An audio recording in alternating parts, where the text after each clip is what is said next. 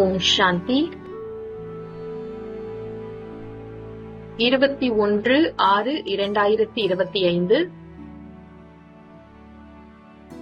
காலை முரளி பாப்தாதா மதுபன்.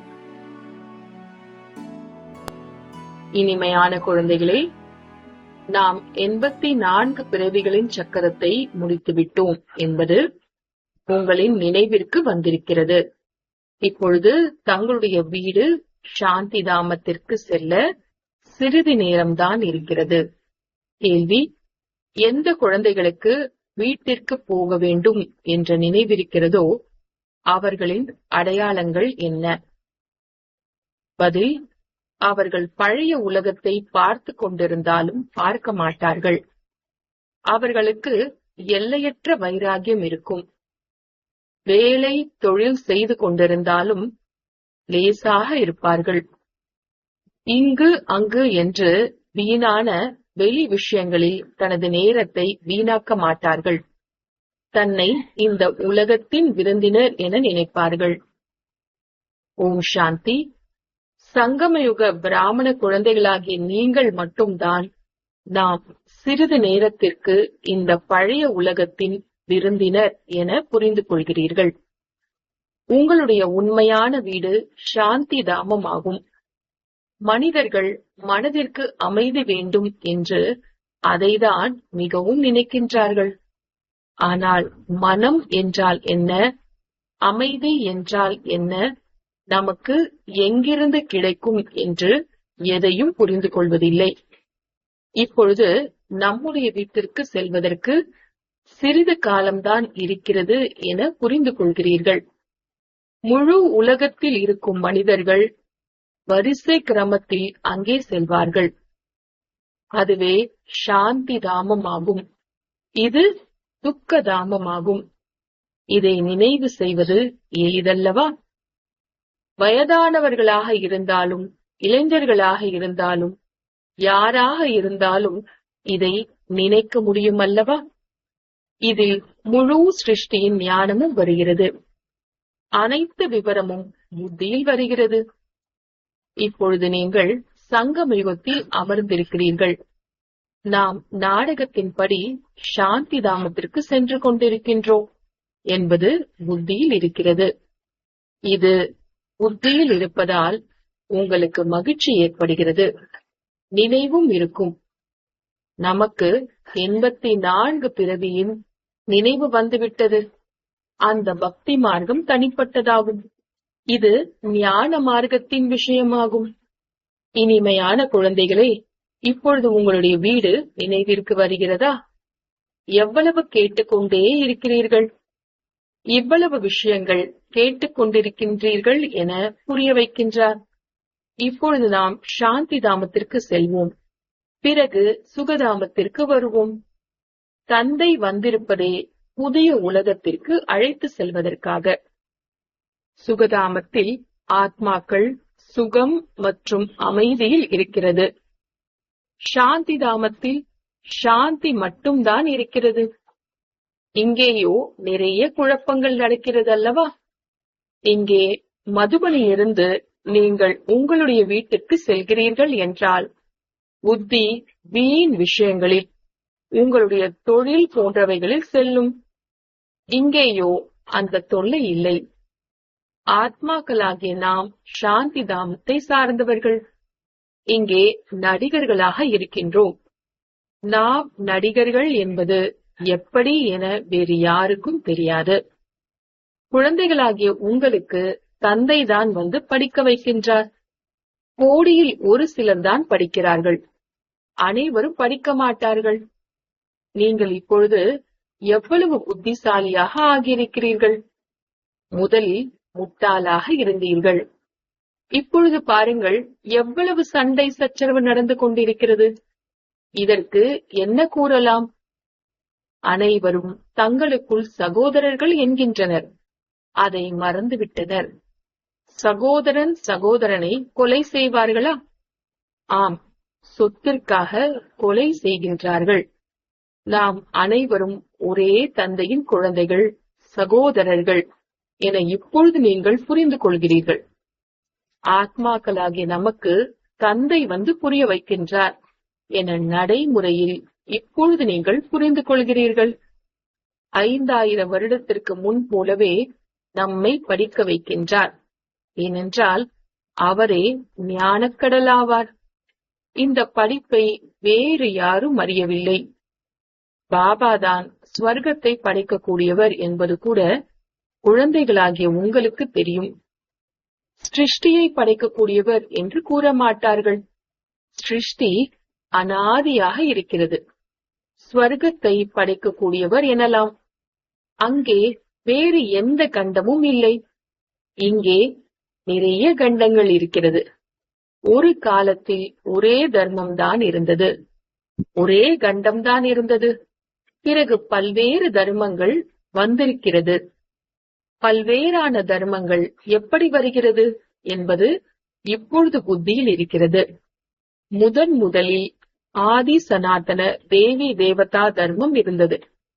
சனாதன தர்மம் என்று கூட இங்கேதான் சொல்கின்றார்கள்.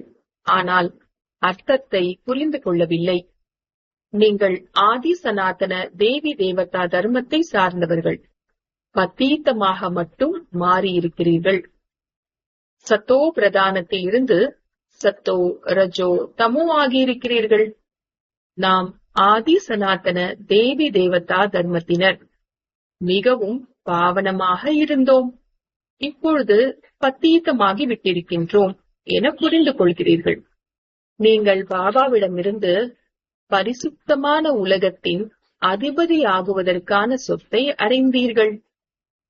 நாம் முதலில் தூய்மையான இல்லற தர்மத்தினராக இருந்தோம் என புரிந்து கொள்கிறீர்கள். இப்பொழுது நாடகத்தின்படி ராவண ராஜ்யத்தில் பத்தீத்த இல்லற மார்க்கத்தினர் ஆகிவிட்டோம். ஓ பத்தீத்த பாவனா, எங்களை சுகத்திற்கு அழைத்து செல்லுங்கள் என நீங்கள்தான் அழைத்தீர்கள். இது நேற்றைய விஷயமாகும். நேற்று நீங்கள் தூய்மையாக இருந்தீர்கள். இன்று பத்தீத்தமாகி விட்டீர்கள். ஆத்மா பாபா எங்களை வந்து தூய்மையாக்குங்கள் என அழைக்கிறது. இப்பொழுது இது கடைசி பிறவி. தூய்மையாகுங்கள். பிறகு 21 பிறவிக்கு மிகவும் சுகமாகி விடுவீர்கள் என பாபா கூறுகின்றார். பாபா மிகவும் நல்ல விஷயங்களை கற்றுக் கொடுக்கின்றார். கெட்ட விஷயங்களில் இருந்து விடுவிக்கின்றார். நீங்கள் தேவதையாக இருந்தீர்கள் அல்லவா? இப்பொழுது நீங்கள் மாற வேண்டும். பவித்திரமாகுங்கள். எவ்வளவு எளிதாக இருக்கிறது. மிகவும் உயர்ந்த வருமானமாகும். சிவபாபா வந்திருக்கின்றார். ஒவ்வொரு 5000 வருடத்திற்கு பிறகு வருகின்றார் என்பது குழந்தைகளின் புத்தியில் இருக்கிறது. பழைய உலகம் நிச்சயம் புதியதாகிறது. இதை வேறு யாரும் சொல்ல முடியாது. சாஸ்திரங்களில் கலியுகத்தின் ஆயுளை மிகவும் நீண்டதாக மாற்றிவிட்டார்கள். இது அனைத்தும் நாடகத்தின் விதியாகும். இப்பொழுது குழந்தைகளாகிய நீங்கள் பாவத்திலிருந்து விடுபடுவதற்கான முயற்சி செய்கிறீர்கள். வேறு எந்த பாவமும் செய்யக்கூடாது என்பதில் கவனம் இருக்கட்டும். வேக உணர்வில் வருவதால் தான் மற்ற விகாரங்கள் வருகின்றது. இதன் மூலமாக பாவங்கள் நடக்கிறது. ஆகவே பூதங்களை விரட்ட வேண்டியிருக்கிறது. இந்த உலகத்தில் எந்த பொருளின் மீதும் பற்று இருக்கக்கூடாது. இந்த பழைய உலகத்தின் மீது வைராகியம் வர வேண்டும். பார்க்கிறீர்கள், பழைய வீட்டில் இருக்கிறீர்கள். ஆனால் புத்தி புது உலகத்தில் இருக்கிறது. புதிய வீட்டிற்கு செல்லும் போது புதியதை தான் பார்க்கிறீர்கள். பழைய வீடு அழியும் வரை பழையதை இந்த கண்களில் பார்த்து கொண்டிருந்தாலும் புதியதை நினைக்க வேண்டும். பின்னால் வருத்தப்படக்கூடிய அளவிற்கு எந்த காரியமும் செய்யக்கூடாது. இன்று இன்னாருக்கு துக்கம் கொடுத்தேன், இந்த பாவம் செய்தேன். பாபா, இது பாவமா என பாபாவிடம் கேட்கலாம். ஏன் குழப்பம் அடைய வேண்டும்? கேட்கவில்லை என்றால் குழம்பிக் கொண்டே இருக்க வேண்டியதுதான். பாபாவிடம் கேட்டுவிட்டால் பாபா உடனே லேசாக்கி விடுவார். நீங்கள் மிகவும் சுமையோடு இருக்கிறீர்கள். பாவங்களின் சுமை நிறைய இருக்கிறது. பிறகு 21 பிறவிக்கு பாவங்களில் இருந்து லேசாகி விடுவீர்கள். பல பிறவிகளின் சுமை தலை மீது இருக்கிறது. எவ்வளவு நினைவில் இருக்கிறீர்களோ லேசாகிக் கொண்டே போவீர்கள். அழுக்கு நீங்கிக் கொண்டே போகும். குஷி அதிகரித்துக் கொண்டே இருக்கு.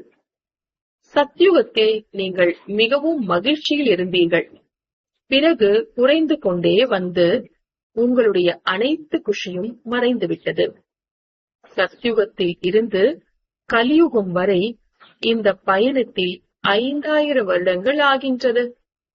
ஸ்வர்க்கத்தில் இருந்து நரகத்திற்கு வருவதற்கான யாத்திரை பற்றி இப்பொழுது தெரிகிறது.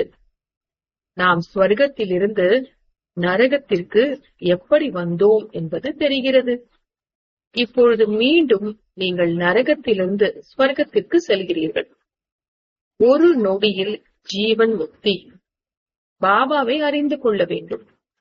பாபா வந்திருக்கின்றார் என்றால் நிச்சயமாக நம்மை ஸ்வர்க்கத்திற்கு அழைத்து செல்வார்.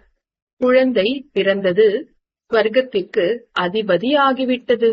பாபாவினுடையவர் ஆகிவிட்டால் பிறகு போதை ஏற வேண்டும் அல்லவா? ஏன் இறங்க வேண்டும்? நீங்கள் பெரியவர்கள் அல்லவா? எல்லையற்ற தந்தையின் குழந்தையாகி விட்டீர்கள் என்றால் எல்லையற்ற ராஜ்யத்தின் மீது உங்களுக்கு உரிமை இருக்கிறது. ஆகவேதான் அத்தீந்திரிய சுகத்தை பற்றி கேட்க வேண்டும் என்றால் கோப வல்லபரின் கோப கோபிகளிடம் கேளுங்கள் என்று பாடப்பட்டிருக்கிறது. வல்லபர் பாபா அல்லவா? அவரிடம் கேளுங்கள். வரிசை கிரமத்தில் முயற்சிக்கு ஏற்ப குஷியின் அளவு அதிகரிக்கும். சிலரோ உடனே தனக்கு சமமாக மாற்றுவார்கள். குழந்தைகளின் வேலையே இதுதான்.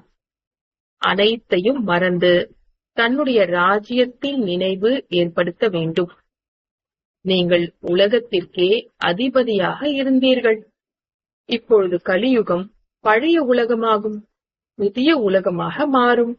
இப்பொழுது ஒவ்வொரு 5000 வருடங்களுக்கு பிறகும் தந்தை பாரதத்தில்தான் வருகின்றார் என்பது குழந்தைகளின் புத்தியில் உள்ளது. அவருடைய ஜெயந்தியும் கொண்டாடுகின்றார்கள். தந்தை வந்து உங்களுக்கு ராஜ்யத்தை கொடுத்துவிட்டு செல்கின்றார். பிறகு நினைக்க வேண்டியதே இல்லை என்பது உங்களுக்கு தெரியும். பிறகு பக்தி ஆரம்பமாகும் போது நினைக்கிறீர்கள். ஆத்மா அனுபவிக்கிறது.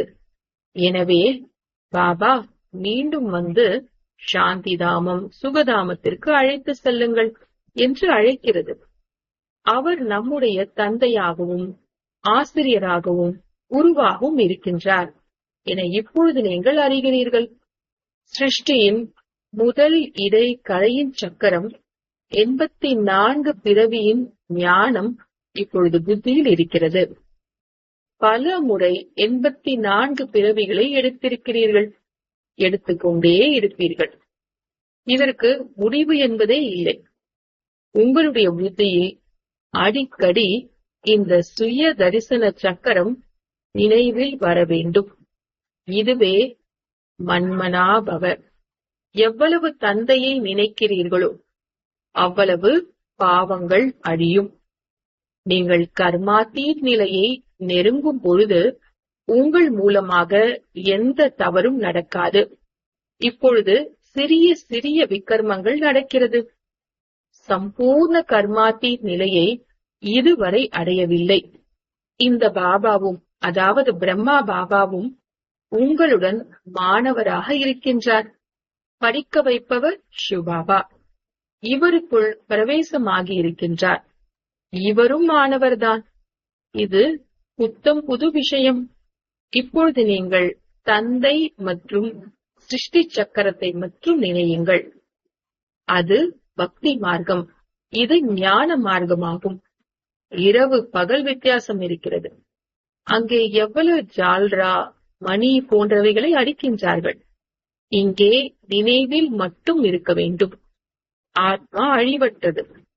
அழிவற்ற சிம்மாசனம் கூட இருக்கிறது. அக்கால மூர்த்தி பாபா மட்டும் கிடையாது. நீங்களும் அக்கால மூர்த்திதான். அக்கால மூர்த்தி ஆத்மா இந்த புருவ மத்தி சிம்மாசனத்தில் இருக்கிறது. இந்த புருவ மத்தி சிம்மாசனமாகும். நிச்சயமாக புருவ மத்தியில்தான் அமர்வார்கள். வயிற்றில் அமர மாட்டார்கள். அமிர்த சிரசில் அழிவற்ற சிம்மாசனம் இருக்கிறதல்லவா? பொருள் எதுவும் புரிந்து கொள்ளவில்லை. அக்கால மூர்த்தி என்று மகிமை மட்டும் பாடுகிறார்கள். அவருடைய அழிவற்ற சிம்மாசனத்தை பற்றி யாருக்கும் தெரியவில்லை. இதுதான் சிம்மாசனம் என்பது உங்களுக்கு தெரியும். இதில் அமர்ந்து கூறுகின்றார். ஆத்மா அழிவற்றது, ஷரீரம் அழியக்கூடியது. இது ஆத்மாவின் அழிவற்ற சிம்மாசனம் ஆகும். எப்பொழுது இது அழிவற்ற சிம்மாசனமாக இருக்கிறது? இதை நீங்கள் புரிந்து கொள்கிறீர்கள். பிறகு அவர்கள் அந்த சிம்மாசனத்தை உருவாக்கிவிட்டு பெயர்கள் வைத்து விட்டார்கள்.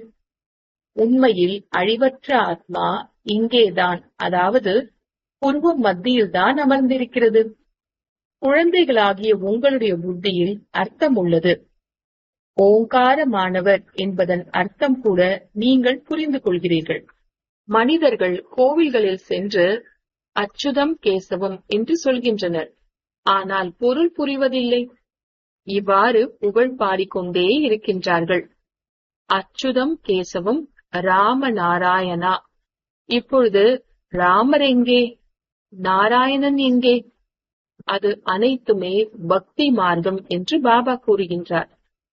ஞானம் மிகவும் எளிதாகும். வேறு எதையும் கேட்பதற்கு முன் தந்தை மற்றும் சொத்தை நினைக்க வேண்டும். இந்த முயற்சியை வேறு யாரும் செய்வதில்லை. மறந்து போகின்றார்கள். மாயை இது போன்று செய்கின்றது, பகவான் இது போன்று செய்கின்றார் என்ற ஒரு நாடகமும் இருக்கிறது. நீங்கள் தந்தையை நினைவு செய்கிறீர்கள். மாயை உங்களை புயலில் அழைத்து செல்கிறது. மாயையின் கட்டளை பலசாலியுடன் பலசாலியாகி சண்டையிடு.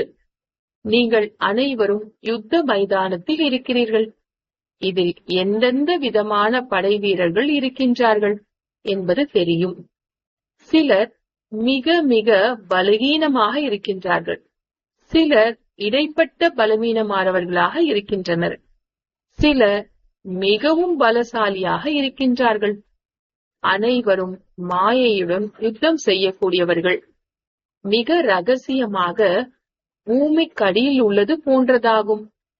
அவர்களும் கூட பூமிக்கடியில் அணுகுண்டின் ஒத்திகை பார்க்கின்றார்கள். தங்களுடைய மரணத்திற்காக அனைத்தையும் செய்து கொண்டிருக்கின்றார்கள். இதுவும் குழந்தைகளாகி நீங்கள் அறிவீர்கள். நீங்கள் முற்றிலும் அமைதியில் அமர்ந்திருக்கிறீர்கள். அவர்களுடையது விஞ்ஞான பலம். இயற்கை ஆபத்துகள் கூட மிகுதியாக இருக்கிறது. அவைகள் யாருடைய வசத்திலும் வராது. இப்பொழுது செயற்கை மழைக்காக முயற்சி செய்கின்றனர். செயற்கை மழை பொழிந்தால் தானியங்கள் அதிகரிக்கும்.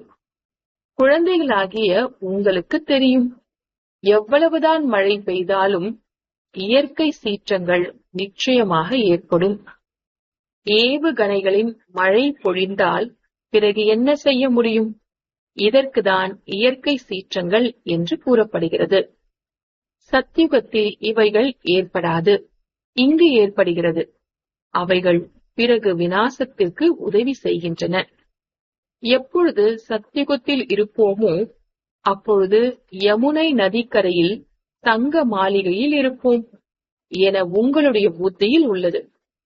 நாம் மிக குறைவானவர்களே அங்கே வசிக்கக்கூடியவர்களாக இருப்போம். கல்ப கல்பமாக இது போன்று நிகழ்ந்து கொண்டிருக்கிறது. முதலில் குறைவானவர்களாக இருப்பர், பிறகு மரம் வளர்ச்சி அடைகிறது. அங்கே எந்த விதமான அசுத்தமான பொருளும் இருக்காது. இங்கே பாருங்கள், குருவிகள் கூட அசுத்தம் செய்து கொண்டிருக்கின்றது. அங்கு அசுத்தமான விஷயம் கிடையாது. அதைதான் ஸ்வர்க்கம் என்று அழைக்கின்றோம். நீங்கள் இப்பொழுது புரிந்து கொண்டிருக்கிறீர்கள். நாம் இது போன்ற தேவதை ஆகின்றோம். ஆகையினால் உள்ளுக்குள் எந்த அளவு குஷி இருக்க வேண்டும்?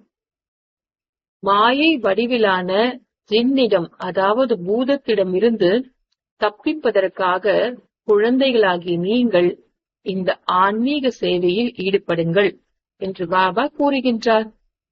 மன்மனா பவ போதும், இதிலேயே ஜின்னாகி விடுங்கள். ஜின்னுடைய உதாரணம் கொடுக்கின்றார்கள் அல்லவா? வேலை கொடு என்கின்றது. ஆகையினால் பாபாவும் வேலை கொடுக்கின்றார். இல்லையென்றால் மாயை, அதாவது ஜின் பூதம் சாப்பிட்டுவிடும். பாபாவின் முழுமையான உதவியாளர் ஆக வேண்டும். தனியாக பாபா செய்ய மாட்டார். தந்தை ராஜ்யம் செய்யவில்லை, நீங்கள் சேவை செய்கிறீர்கள். ராஜ்யமும் உங்களுக்குதான். நானும் மகத தேசத்தில் வருகின்றேன் என்று உங்களுக்கு கூறுகின்றார். மாயாவும் கூட முதலை போன்றது. எத்தனை மகாரதிகளை விழுங்கி விடுகிறது. இது அனைத்துமே எதிரி. தவளையின் எதிரியாக பாம்பு இருக்கிறதல்லவா? இவ்வாறு உங்களுடைய எதிரி மாயா என்பது உங்களுக்கு தெரியும். நல்லது. இனிமையிலும் இனிமையான காணாமல் போய் கண்டெடுக்கப்பட்ட செல்லமான குழந்தைகளுக்கு தாயும் தந்தையும் ஆகிய பாப் தாதாவின் அன்பு நினைவுகள் மற்றும் காலை வணக்கம். ஆன்மீக குழந்தைகளுக்கு ஆன்மீக தந்தையின் நமஸ்தே. ஆன்மீக தந்தைக்கு ஆன்மீக குழந்தைகளின் நமஸ்தே. தாரணைக்கான முக்கிய சாரம். முதலாவது, தன்னை பாவங்களில் இருந்து விடுவித்துக் கொள்ள முயற்சி செய்ய வேண்டும். தேக உணர்வில் ஒருபோதும் வரக்கூடாது. இந்த உலகத்தின் எந்த பொருளின் மீதும் பற்று வைக்கக்கூடாது. இரண்டாவது, மாயை என்ற ஜின் மூதத்திடம் இருந்து தப்பித்துக் கொள்ள ஆன்மீக தொழிலில் பிஸியாக இருக்க வேண்டும். பாபாவிற்கு முழுமையான உதவியாளர் ஆக வேண்டும். வரதானம். அனைத்து பொக்கிஷங்களையும் தக்க சமயத்தில் பயன்படுத்தி நிரந்தர குஷியை அனுபவம் செய்யக்கூடிய அதிர்ஷ்டசாலி ஆத்மா ஆகுக. அனைத்து பொக்கிஷங்களையும் தக்க சமயத்தில் பயன்படுத்தி நிரந்தர குஷியை அனுபவம் செய்யக்கூடிய அதிர்ஷ்டசாலி ஆத்மா ஆகுக. விளக்கம். பாப்தாதா மூலம் பிராமண பிறப்பு கிடைத்தவுடன் முழு நாளிலும் அநேக சிரேஷ்டமான குஷியினுடைய பொக்கிஷங்கள் கிடைத்திருக்கின்றன. ஆகையினால் உங்களுடைய பெயரால் மட்டுமே இப்பொழுது வரை அநேக பக்தர்கள் அல்பகால குஷி அடைகின்றனர். உங்களுடைய ஜட சித்திரங்களை பார்த்து குஷியில் நடனமாடுகின்றனர். நீங்கள் அனைவரும் அப்பேற்பட்ட அதிர்ஷ்டசாலி ஆவீர்கள். அதிக பொக்கிஷங்கள் கிடைத்திருக்கின்றன. ஆனால் அவற்றை தக்க சமயத்தில் மட்டும் பயன்படுத்துங்கள். சாவியை எப்பொழுதும் முன்னால் வைத்துக் கொள்ளுங்கள். அதாவது எப்பொழுதும் நினைவில் வைத்திடுங்கள் மற்றும் நினைவை சுரூபத்தில் கொண்டு வாருங்கள். அப்பொழுது நிரந்தரமான குஷியின் அனுபவம் ஏற்பட்டுக் கொண்டே இருக்கும். ஸ்லோகன். தந்தையின் சிரேஷ்டமான ஆசைகளின் தீபத்தை ஏற்றக்கூடியவர்கள்தான் குல தீபம் ஆவார்கள். தந்தையின் சிரேஷ்டமான ஆசையின் தீபத்தை ஏற்றக்கூடியவர்கள்தான் குல தீபம் ஆவார்கள். அவ்யக்த சமிக்ஞை. ஆன்மீக ஸ்திதியில் நிலைத்திருந்து வெளிநோக்கு முகத்தை விட்டுவிடுங்கள். அப்பொழுது உழைப்பிலிருந்து விடுபட்டு விடுவீர்கள். மேலும் அனுபவங்களின் கடலில் மூழ்கி விடுவீர்கள். ஓரிரு அனுபவங்கள் அல்ல, அளவற்ற அனுபவங்கள். ஓரிரு அனுபவம் செய்து அனுபவத்தின் குளத்தில் ஸ்நானம் செய்வீர்கள். கடலின் குழந்தைகளாகிய நீங்கள் அனுபவங்களின் கடலில் மூழ்கிவிடுங்கள். ஓம் சாந்தி.